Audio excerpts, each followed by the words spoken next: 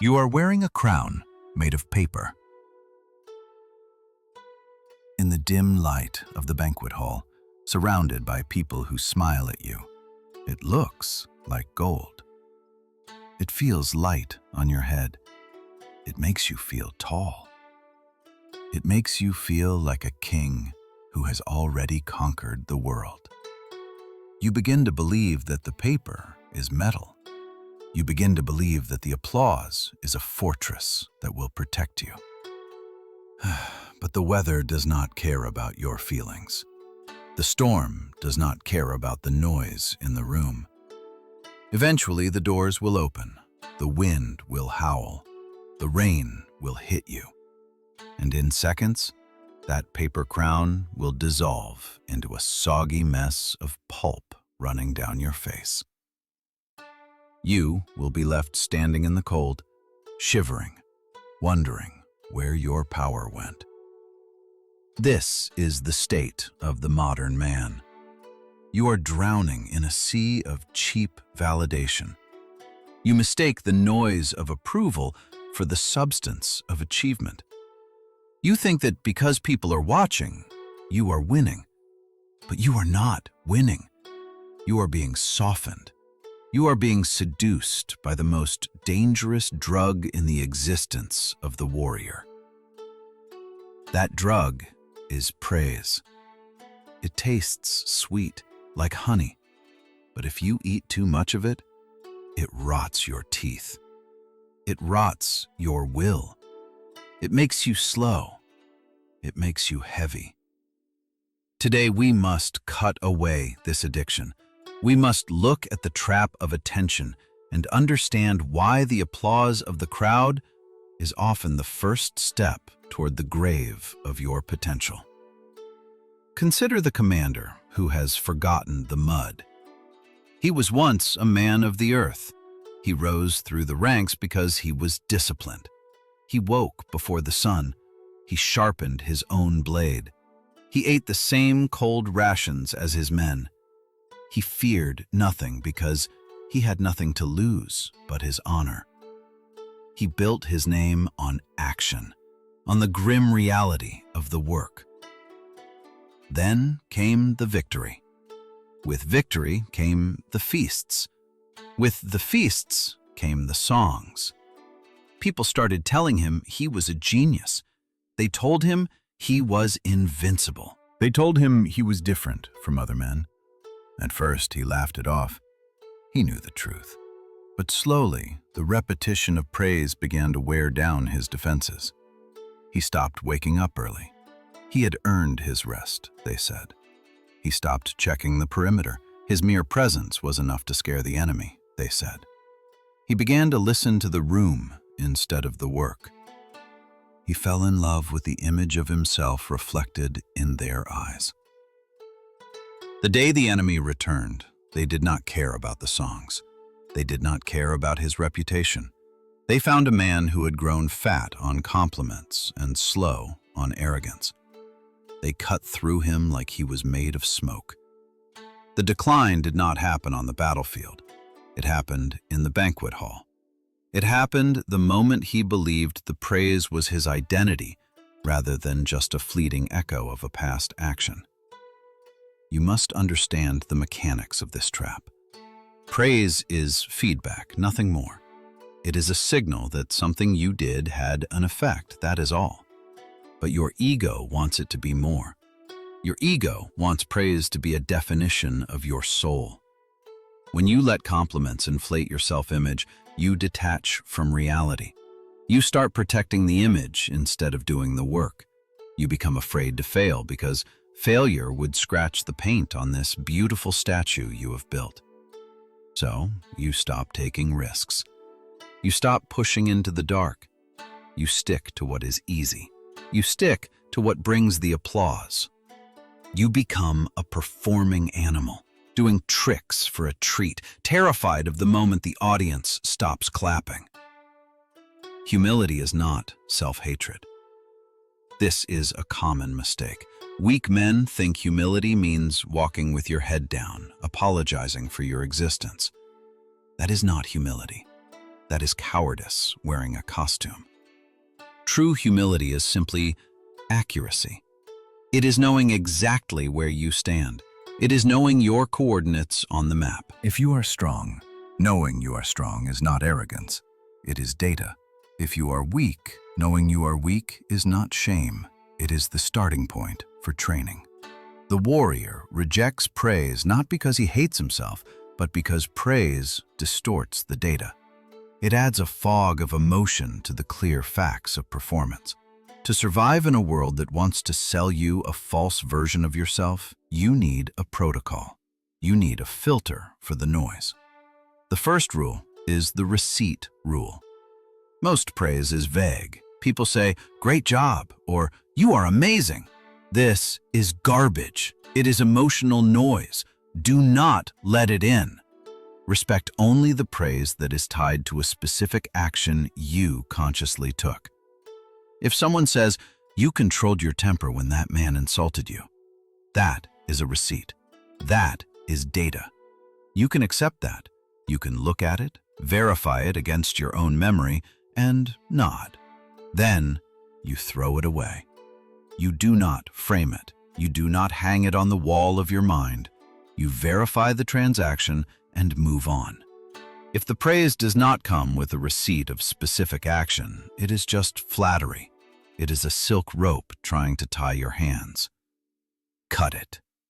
The second part of the protocol is the return to craft. This is your defense against the dopamine spike. When you achieve a win, when the project is done, when the fight is won, the world will want to celebrate. They will bring the lights. They will bring the noise. You must participate in the world, yes, but you must have a ritual of cleansing. After any public victory, you owe yourself 30 minutes of silent practice. Alone. No phone, no audience. Just you and the basics of your craft. If you are a writer, you write a page that no one will see. If you are an athlete, you stretch in the dark. If you are a leader, you sit in silence and review your mistakes. This action grounds you. It reminds your brain that you are a worker, not an idol.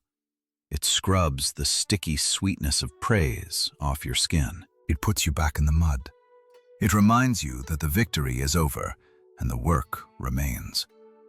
The applause is for what you did, but the work is who you are. Do not confuse the two. You must also interrogate yourself. The comfort of praise allows moss to grow on your will. To scrape it off, you need a sharp blade. Once a week, ask yourself one hard question. What am I avoiding because I am afraid of looking foolish? We often avoid the necessary difficult tasks because we are addicted to looking competent. We stick to our strengths because that is where the compliments live. We avoid our weaknesses because that is where the silence lives. Go there. Find the thing you are bad at.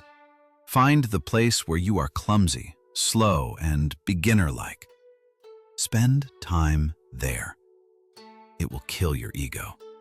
It will keep you hungry. It will remind you that you are not a god, but a man who must learn. There is a myth that you must break. Society tells you that you need validation to be healthy. They tell you that a man who does not seek approval is cold or broken or sociopathic. They lie.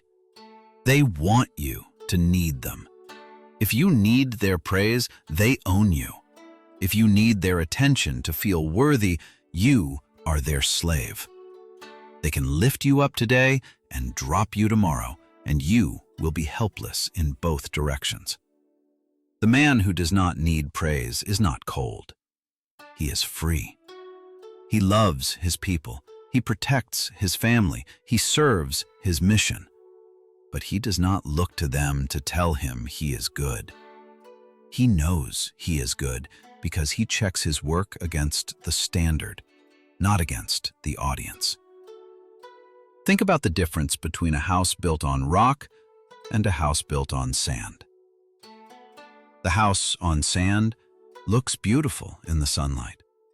It can be painted bright colors, but it has no root. The praise of others is sand. It shifts, it moves, it washes away. The house built on rock is your internal code. It is the discipline you keep when no one is watching. It is the rep you do not skip, even though you are tired and the lights are off. That rock is boring. No one applauds the foundation. No one takes pictures of the concrete in the basement. But when the hurricane comes, the rock is the only thing that matters. This path requires you to be deaf. You must be deaf to the clapping hands so you can hear the truth. You must be deaf to the sweet whispers of, "You made it," so you can hear the call of, "Keep going." There is a distinct freedom in this deafness. When you no longer crave the high of being told you are special, you no longer fear the low of being told you are nothing. The two are connected. The man who soars on a compliment will be crushed by an insult. They are the same mechanic. They are both external inputs controlling your internal state. If you cut the wire to the praise, you also cut the wire to the hate. You become untouchable. Not because you are arrogant, but because you are autonomous. You have your own measuring stick. You know if you worked hard. You know if you cheated. You know if you gave everything or if you held back. You do not need a stranger to tell you these things. You know. And that knowledge is quiet. It does not scream. It does not post on social media. It sits in your chest like a stone, heavy, solid, real. So look at the crown on your head. Reach up and touch it. Is it heavy gold, forged in the fire of suffering and discipline? Or is it paper, glued together by the nice words of people who want something from you? If it is paper, take it off. Crush it in your hand. Throw it in the fire. Step out of the banquet hall and go back out into the rain. Go back to the place where the work is done. Go back to the silence. It is colder there. It is darker there. But it is real. And in that darkness, you will find something better than applause. You will find yourself. The only question that remains is simple. Will you bleed slowly every day, draining your strength to feed the parasites of attention? Or will you cut away the need for their love and finally stand on your own 2 feet? The choice is yours. The paper crown or the iron will. You cannot wear both.